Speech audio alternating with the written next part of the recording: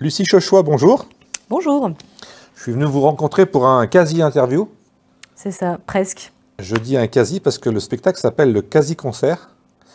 Alors avant de parler du spectacle, je voulais savoir un peu qui vous êtes et puis quel est votre parcours. Eh ben, Lucie Chochois, comédienne, chanteuse, danseuse, improvisatrice, metteuse en scène, bla bla bla jusqu'à l'infini. Je suis multitâche et multi-spectacle. Le quasi-concert, c'est mon 4e spectacle.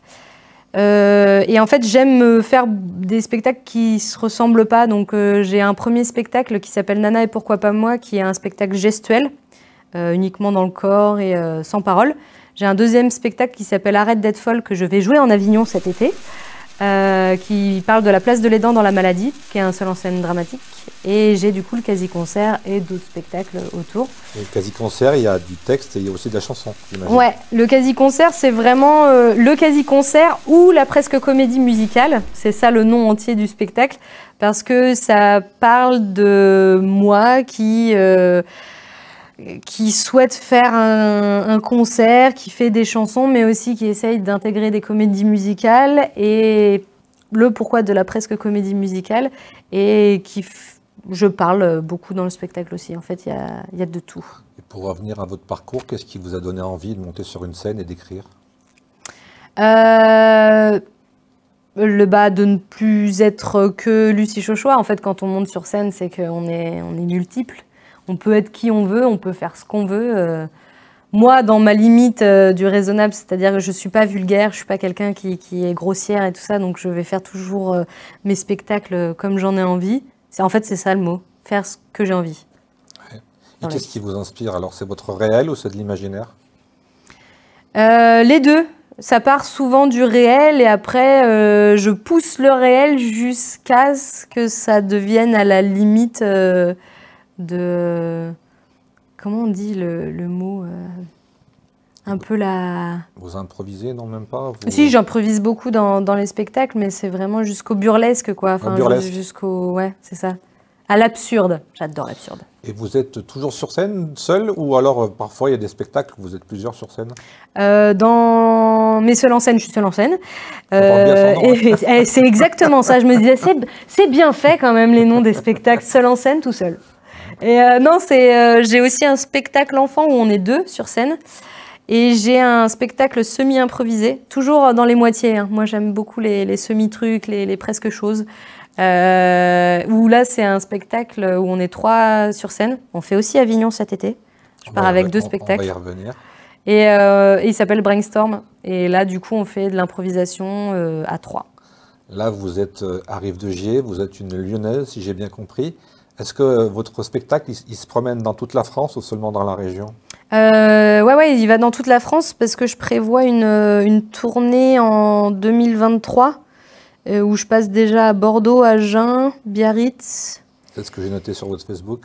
Ouais, c'est ça, ça commence à faire le petit contour, donc ouais, c'est chouette. Quand vous allez dans une région, vous avez le temps de vous intéresser à la vie de cette région ou alors on arrive, on pose ses valises, on joue son spectacle et on repart? Bah, ça dépend du nombre de dates que j'ai. Ouais. Après, en ce moment, depuis le début de ma carrière, ça fait 6 ans, j'ai fait que les villes là où j'ai habité aussi. En fait, j'ai beaucoup changé de ville. J'ai habité à Bordeaux, à Nantes, à Paris et à Lyon. Et du coup, je vais essentiellement autour de ces villes-là. Et puis. Du coup, c'est intéressant pour les contacts, pour trouver des salles? C'est ça. Mais sauf que moi, mes études avant, elles n'étaient pas trop en rapport avec le théâtre, donc voilà, mais au moins je connais du monde là-bas, quoi. J'ai des amis, j'ai Et vous faites ça à des plein temps? contacts. Ouais, je suis intermittente du spectacle. Ouais. Pas chômeuse, intermittente du spectacle. Ouais. C'est pas vrai ça. Et vos petits tracas, c'est quoi alors vos petits tracas et les grandes tragédies? Ah, Petit Tracas et Grande Tragédie, c'est le tout premier spectacle que j'ai fait, que j'ai arrêté parce que je l'ai laissé partir faire sa vie ailleurs. C'est mon premier spectacle que j'ai sorti en sortant de l'école de théâtre, qui m'a fait jusqu'à mes 25 ans. Et après, je le trouvais plus à propos puisque je vais rentrer dans la trentaine et que j'ai évolué. Et en fait, je suis un peu comme un Pokémon. Le quasi-concert, c'est l'évolution de Petit Tracas et Grande Tragédie. On peut dire que c'est la suite ou c'est quelque chose qui n'a rien à voir? C'est la suite. Parce que j'avais envie de vous demander aussi, c'est pas un peu triste quand on arrête un spectacle et qu'on passe à un autre, on n'est pas un peu, entre guillemets, orpheline? Non, moi vraiment, ce spectacle-là, le premier, je l'ai enduré, il a tout vécu. Les salles de 2 personnes, il a vécu tous les tracas, vraiment toutes les poisses que j'ai eues, je les ai eues avec ce spectacle. Les projecteurs qui pètent, les trucs, enfin vraiment tout a été vécu avec ce spectacle. Et je l'ai aimé énormément. Et c'est comme un ex. Quand on y pense, on est hyper heureux d'y penser. Mais vraiment, on ne retournerait pas avec. On est content de passer à autre chose? Voilà, c'est ça. C'était un beau spectacle, mais maintenant, il y a le quasi-concert. Entre l'idée d'écriture et la concrétisation sur scène, il s'est passé combien de temps? On met combien de temps à peu près pour écrire un nouveau spectacle? Là, c'est exceptionnel, mais il s'est passé 2 semaines. 2 semaines pour écrire un spectacle? Oui, mais c'était vraiment exceptionnel parce que normalement, moi, mes spectacles, je mets... pour Nana, c'est un spectacle gestuel, donc tout avec le corps, j'ai mis 2 mois à le faire. Arrête d'être folle, j'ai mis 3 ans à l'écrire. C'est un spectacle dramatique. Vous avez arrêté d'être folle? À moi, jamais. Jamais. D'ailleurs, est-ce qu'il ne faut pas un peu de folie pour monter sur scène? Non, je pense qu'il faut juste aimer être quelqu'un d'autre. Enfin, en fait, aimer... je trouve pas que Enfin, par exemple, c'est vrai que les gens me disent souvent quel courage de monter sur scène. Et en fait, je me dis, moi, c'est pas là qu'est mon courage. Monter sur scène, c'est vital pour moi, c'est une drogue. Et l'adrénaline? Ouais, et puis même le partager avec les gens, dire des choses aux gens, enfin vraiment partager en fait avec un maximum de monde, c'est le pourquoi.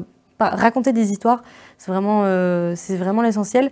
Et le courage, moi, il est autre part. Ou la folie, c'est vraiment autre part, dans des trucs peut-être con pour les autres, et moi, c'est vraiment, j'en fais toute une montagne. C'est pas les bons termes, alors, pour définir le spectacle.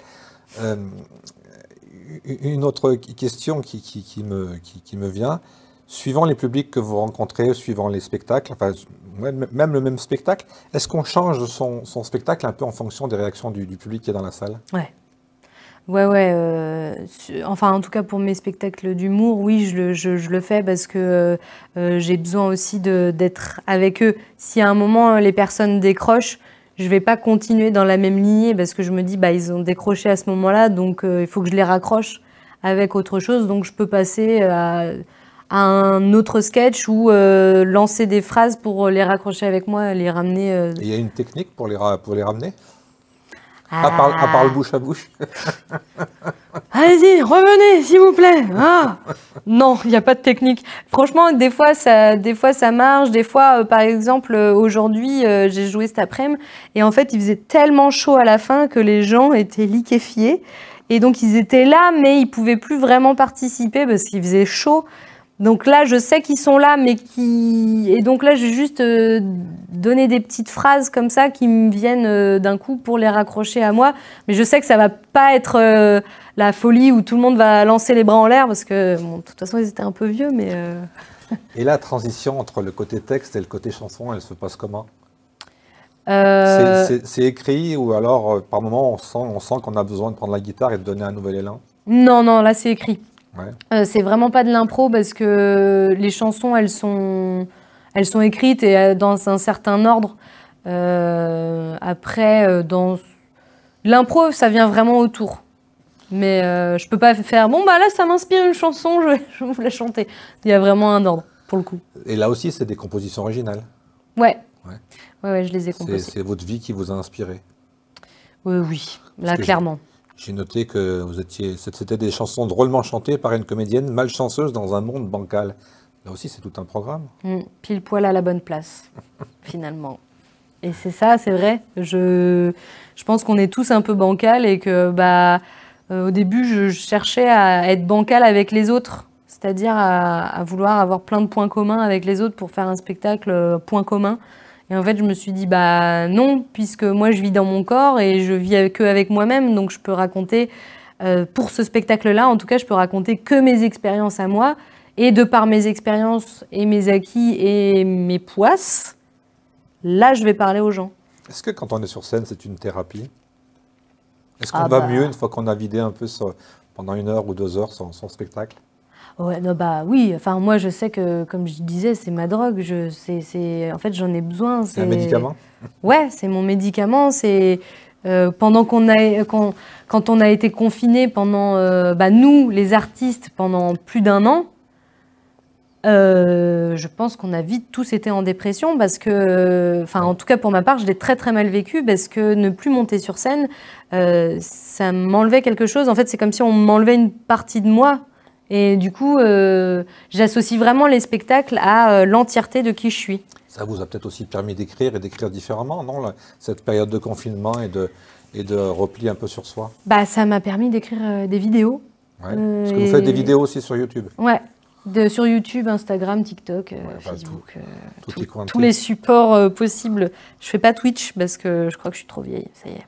Ah, il y a un âge, alors c'est foutu pour moi aussi. Alors. Ouais, restons sur YouTube.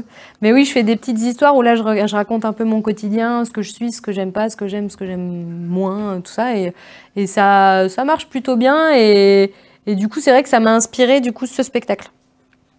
Tout est lié. Vous écrivez, vous jouez.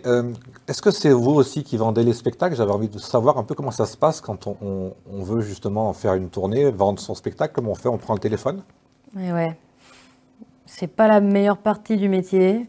Logiquement, moi je suis là, mais quand les artistes sont ici, ils ont des attachés de presse, des producteurs, des diffuseurs. C'est à ce moment-là que j'arrive plus à les attraper. Bah, c'est ça, faut parler à la diffusion, à la production. Bientôt! Non, moi je m'auto-produis, je m'auto-diffuse, je m'auto-tout.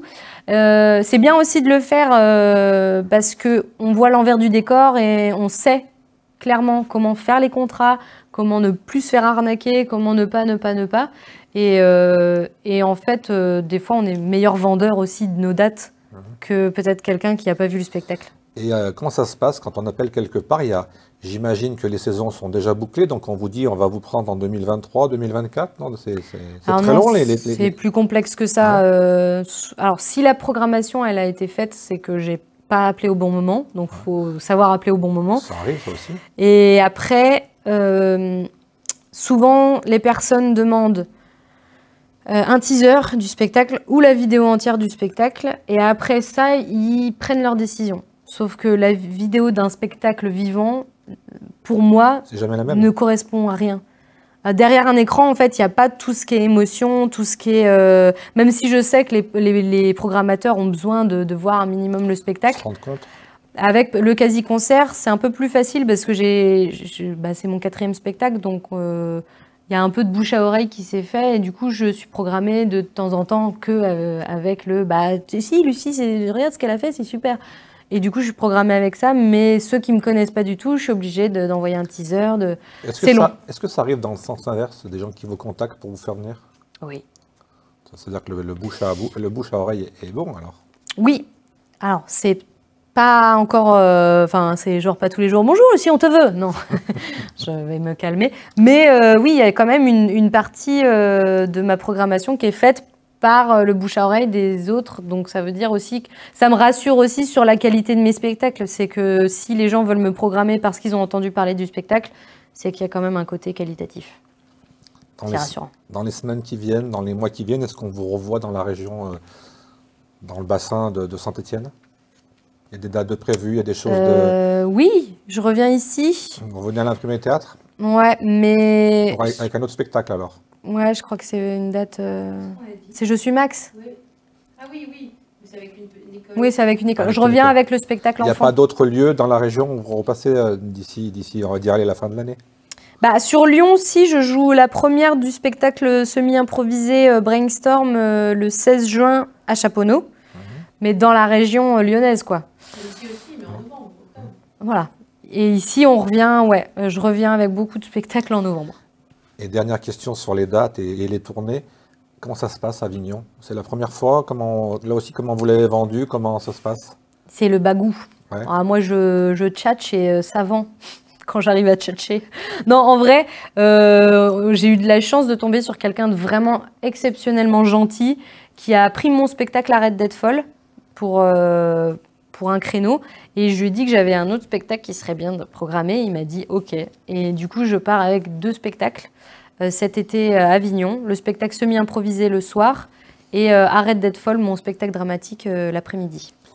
Pour conclure, si vous donniez une définition au quasi-concert, vous diriez quoi? En même temps, la définition et l'envie aux gens d'aller voir ce spectacle. Bah venez, on fait des blind tests.